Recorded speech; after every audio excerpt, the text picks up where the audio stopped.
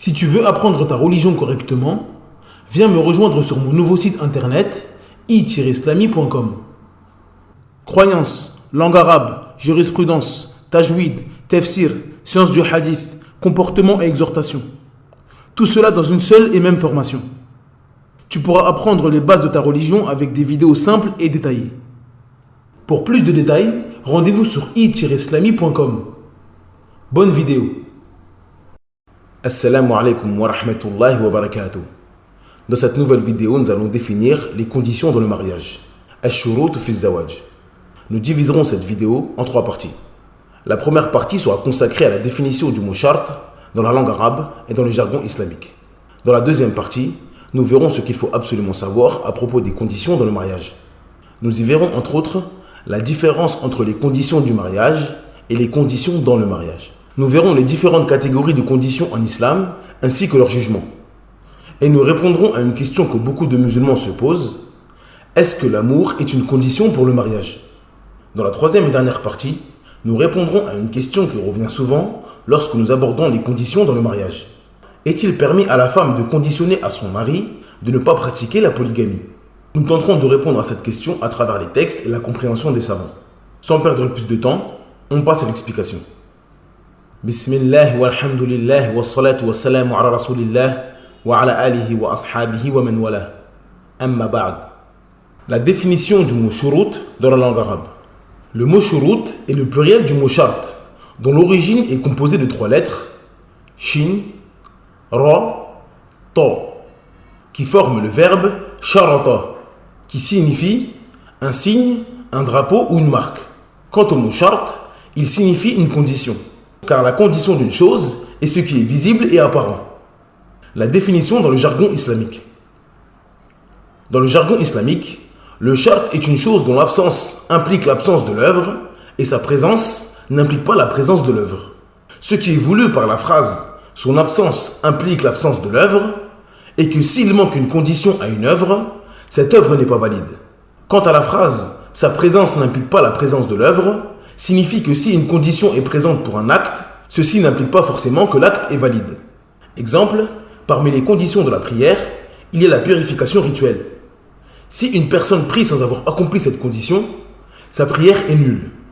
Mais si une personne fait ses ablutions, la prière n'est pas forcément valide, car il y a d'autres conditions à effectuer pour que la prière soit valide. Ce qu'il faut savoir à propos des conditions dans le mariage. Ne pas confondre conditions du mariage et conditions dans le mariage. Les conditions du mariage sont les conditions obligatoires pour qu'un mariage soit valide en islam. Pour plus d'informations sur ces conditions, je vous invite à regarder la vidéo sur la définition du mariage. Le lien est dans la barre de description. Quant aux conditions dans le mariage, il s'agit des conditions que l'un des prétendants ou les 2 prétendants mettent dans le contrat de mariage.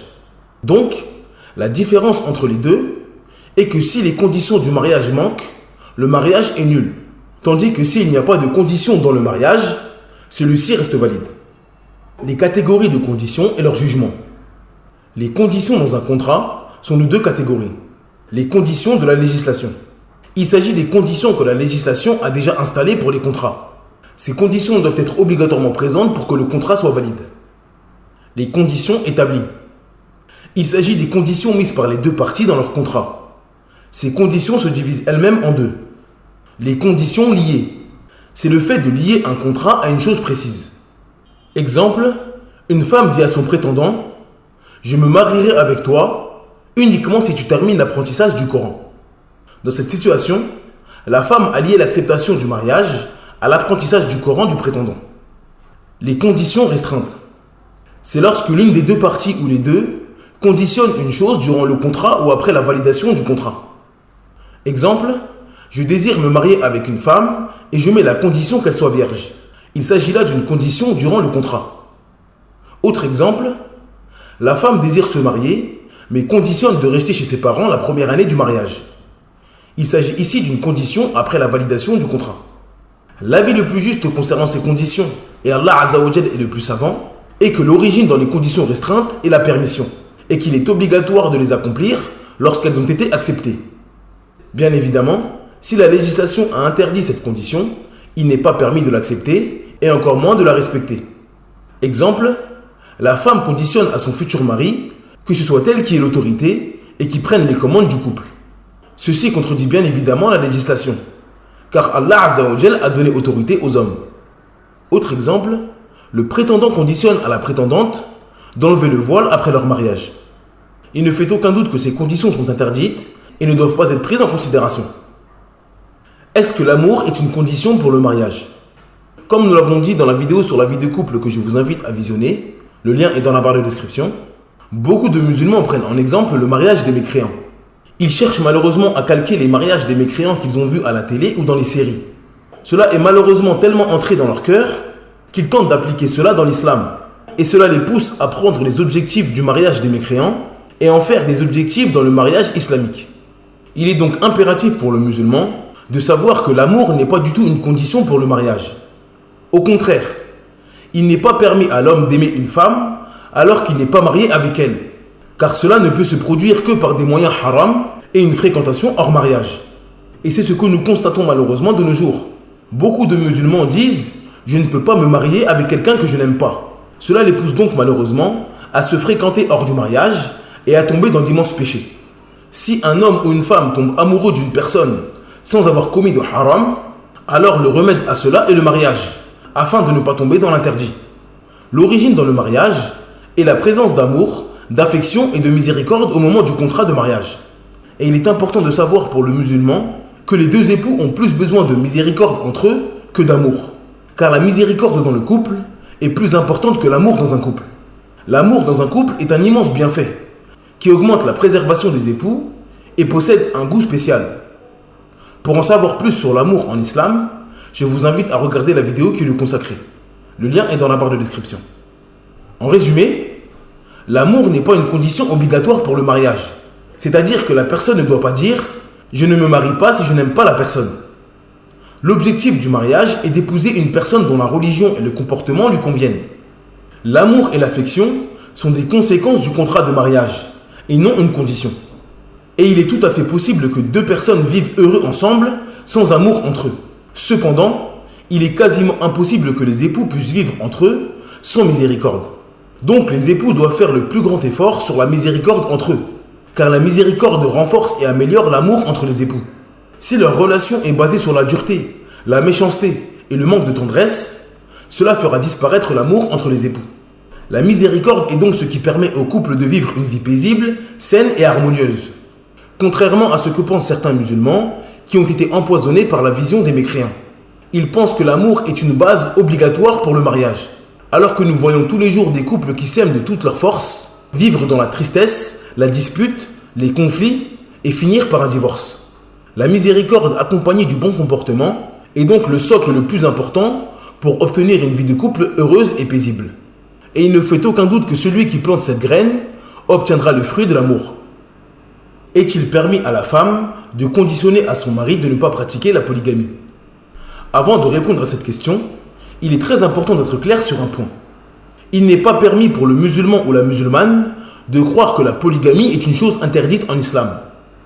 Il est obligatoire pour le croyant et la croyante d'avoir la ferme croyance que cela est autorisé en islam, qu'il s'agit d'une bonne chose, qu'il n'y a aucune chose négative dedans et qu'il n'y a aucune injustice si les conditions de la polygamie en islam sont présentes. Pour plus d'informations sur la polygamie et ses conditions, je vous invite à regarder la vidéo qui lui est consacrée. Le lien est dans la barre de description. Concernant le fait que la femme soit jalouse de son mari, ceci est une chose naturelle chez la femme et elle ne doit pas être blâmée pour cela. Pour plus d'informations sur la jalousie en islam, je vous invite à regarder la vidéo qui lui est consacrée. Cependant, si la femme sait que son mari a besoin de se marier et que sans cela il ne pourra pas se préserver, il n'est pas permis pour elle de l'empêcher de se marier. Mais si elle sait que son mari n'est pas dans un grand besoin et qu'il peut se préserver sans cela, il est permis pour elle de lui empêcher. Si une femme empêche cela à son mari, c'est donc au mari de faire le meilleur choix possible en prenant en considération sa situation, celle de sa femme et l'environnement dans lequel il vit.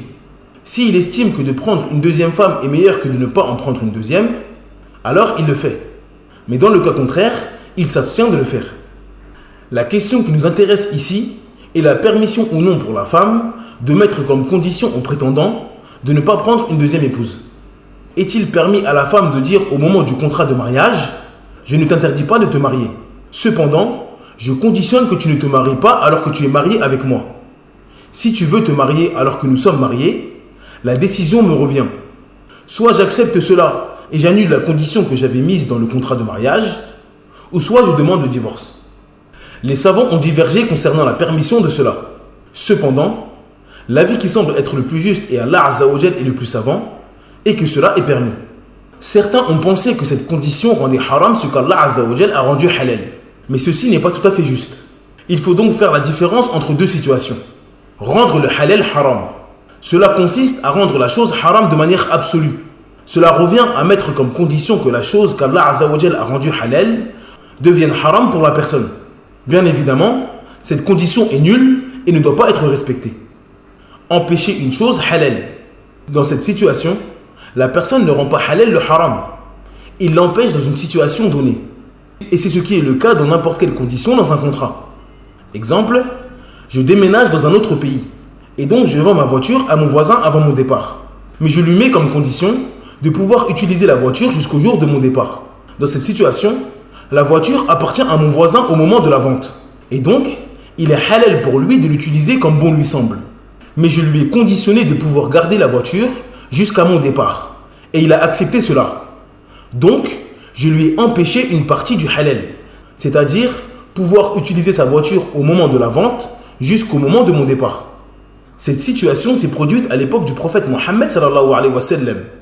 Lorsque Ali ibn Abi Talib radiyallahu anhu, qui était marié avec la fille du prophète sallallahu alayhi wa sallam, Fatima radiyallahu anha, voulut prendre en deuxième épouse la fille d'Abu Jahl. Le prophète sallallahu alayhi wa sallam a pris la parole concernant cela en disant « Certes, Fatima est une partie de moi, et je crains qu'elle soit éprouvée dans sa religion. » Puis le prophète sallallahu alayhi wa sallam continua en disant « Je ne rends pas haram le halal, et je ne rends pas halal le haram. » Cependant, il ne convient pas que se réunissent la fille d'un ennemi d'Allah et la fille du messager d'Allah. Le sens de ce hadith est donc que le prophète sallallahu alayhi wa sallam n'a pas rendu le halal haram ou le haram halal. C'est-à-dire qu'il n'a pas rendu haram à Ali ibn Abi Talib de se marier avec une deuxième épouse, car ceci est permis en islam. Cependant, il a empêché à Ali radiyallahu anhu une partie du halal, qui est de réunir la fille de l'ennemi d'Allah Azza wa Jal, qui est Abu Jahl, avec sa fille Fatima radiyallahu anha. Le prophète n'a pas dit à Ali radiyallahu anhu ne te marie pas, ou encore il est interdit pour toi d'avoir une seconde épouse. Il lui a dit qu'il ne voulait pas que la fille de l'ennemi d'Allah Azza wa Jal et sa fille soient réunies. En résumé, il y a une règle très importante à maîtriser pour ne plus avoir de problème dans la question de l'interdiction du halal. Tout ce qui est permis à une personne de faire sans condition, il est permis de lui imposer comme condition. Exemple, un homme se marie avec une femme et reste avec elle et ne souhaite pas en épouser une deuxième, car il n'a pas peur pour lui de tomber dans la fornication. Est-ce qu'il est permis pour lui de ne pas se marier et rester avec cette femme? Bien sûr que oui. Il est tout à fait permis pour lui de rester avec une seule femme par consensus des savants. Il s'agit donc d'une chose qu'il est permis de faire pour une personne sans condition. Il est donc permis pour quelqu'un de lui imposer comme condition. C'est-à-dire qu'il est permis à la prétendante de lui conditionner de rester uniquement avec une seule femme. Si on lui conditionne cela et qu'il accepte, il est obligatoire pour lui de respecter cette condition. En revanche, il n'est pas permis à un homme de dire « Je vais prendre une deuxième épouse, mais je ne la toucherai jamais ». Il n'est donc pas permis pour lui de dire et faire cela de manière absolue. Donc, il n'est pas permis à une autre personne de lui imposer cela. Il n'est donc pas permis à la première épouse de dire à son mari « Je te laisse épouser une deuxième femme, à condition que tu ne la touches jamais ». Dans cette situation précise, il est interdit à l'homme de se marier et de ne pas vouloir toucher sa femme. Donc, il est interdit à une autre personne de lui conditionner cela. Que fait la femme lorsque son mari ne respecte pas une condition dans le mariage? Si la femme met une condition dans le contrat de mariage qui n'est pas haram et que le mari accepte cette condition, il est obligatoire pour le mari de respecter cette condition. À tout moment durant le mariage, il est permis pour la femme d'annuler cette condition. C'est-à-dire qu'elle dit à son mari « J'annule la condition que je t'avais mise au début de notre mariage. » Mais si elle n'a pas annulé cette condition et que son mari la transgresse et ne la respecte pas, elle a le choix. Soit elle annule cette condition et donc son mari n'est pas obligé de la respecter, soit elle lui demande le divorce. Exemple, une femme met comme condition dans le contrat de mariage que le prétendant ne prenne pas une deuxième épouse. Ce prétendant accepte cela et les deux personnes se marient. Mais après quelques années, le mari estime qu'avoir une deuxième femme est une bonne chose pour lui. Il annonce donc à sa femme qu'il va se marier avec une deuxième femme. Dans cette situation, la femme a le choix. Soit elle renonce à sa condition qu'elle avait mise au début du mariage et laisse son mari se marier avec une deuxième épouse, soit elle n'accepte pas cela et demande le divorce. Cette vidéo est maintenant terminée. Merci de l'avoir visionnée jusqu'à la fin. Je vous invite à vous rendre sur le site i-islami.com afin de télécharger gratuitement le PDF de cette explication. N'oubliez pas de vous abonner à la chaîne et d'activer la cloche de notification afin de faire grandir la chaîne et ne rater aucune vidéo. En attendant, je vous dis Assalamu alaikum wa rahmatullahi wa barakatuh. Subhanaka Allahumma wa bihamdik. Ashhadu an la ilaha illa ant. Astaghfiruka wa atubu ilayk.